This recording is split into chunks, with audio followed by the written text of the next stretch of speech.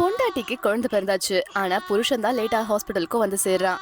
முதல் வார்த்தை ரூம்குள்ள நுழைஞ்ச உடனே அவன் சொன்ன வார்த்தை என்ன தெரியுமா? இங்க என்னடா ஒரு மாதிரி நாத்தமா அடிக்குது அப்படின்றதுதான். இத கேட்ட உடனே பொண்டாட்டிக்கு ரொம்பவே கோபம் ஏறிடுச்சு. உடனே வெளியே போன்னு சொல்லி துரத்தவும் செஞ்சுட்டாங்க. உண்மை என்னன்னா, குழந்தை பெத்தவங்க உடம்போட கட்டுப்பாட்டை சில நேரங்கள்ல இழந்துருவாங்க. அது அவனுக்கு தெரியவே இல்ல. உடனே மாமனார கூப்பிட்டு விஷயத்த சொன்ன பிறகுதான் அவனுக்கு புரிய வருது. மறுபடியும் உள்ள போனதுமே பொண்டாட்டியும் வெறுத்து போய் அந்த பில்லோ வச்சு தன்னோட மூஞ்சி மறைச்சது மட்டும் இல்லாம வெளியே போ அப்படின்ற மாதிரி கத்துறா. அவளுக்கு ஹெல்ப் பண்ற மாதிரி இருந்தாலுமே அவனோட முகத்துல இருக்கிற அந்த அருவருப்பு எல்லாம் அப்படியே பாக்குற மாதிரி வெளிப்படையாவே தெரியுது.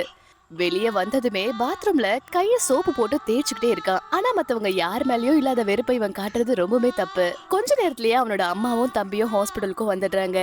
எல்லாரும் குழந்தைய கொஞ்சிட்டும் இருக்காங்க. ஆனா தாகத்துல தவிச்ச பொண்டாட்டி தண்ணி கேட்கும் போது யாருமே கவனிக்கல. அவங்க அம்மா மட்டும் தான் ஓடி வந்து தண்ணியும் கொடுத்து, தெரியுதுமா உடம்பு ரொம்ப வலிக்குதா அப்படின்ற மாதிரி ஆறுதலும் சொல்றாங்க.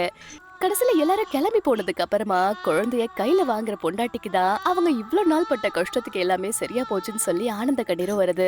அப்ப கரெக்டா வந்த புருஷன் கையை கழுவிட்டு குழந்தைய கொஞ்சவும் செய்யறாரு. அத பார்த்து அந்த பொண்டாட்டி முகத்துல சின்னதா ஒரு சிரிப்பு வருது. வீட்டுக்கு டிஸ்சார்ஜ் ஆகி வந்த பிறகு வீட பார்த்தோன்னே ஷாக் ஆயிடுறா. குடிச்சு போட்ட காலியான பாட்டில் எல்லாம் வீட்டுல குப்பமேடாவும் கிடக்குது. இவளுக்கு இப்பதான் ஆபரேஷன் காயமாகி இருக்கு. வீட்டை எப்பவுமே சுத்தமா வச்சுக்கணும்னு சொல்லி மாப்பிளைய கண்டிக்கவும் செய்யறாங்க அந்த அம்மா. அதனால அவனும் நாளைக்கு குழந்தை பார்க்க ஆளு வந்துருவாங்க, இன்னைக்கு ஒரு நாள் மட்டும் அட்ஜஸ்ட் பண்ணிக்கோங்க அப்படின்ற மாதிரியும் சொல்லிடுறான். அந்த வயசான அம்மா குழந்தைய பாத்துக்கிறதுக்கு வீட்டுக்கு வந்த உடனே நீ நல்லா இருக்கியமான்னு சொல்லி அவங்கள விசாரிச்சுட்டு குழந்தைய சும்மா அழுதுட்டே இருக்கா அப்படின்ற மாதிரியும் விசாரிக்கிறாங்க.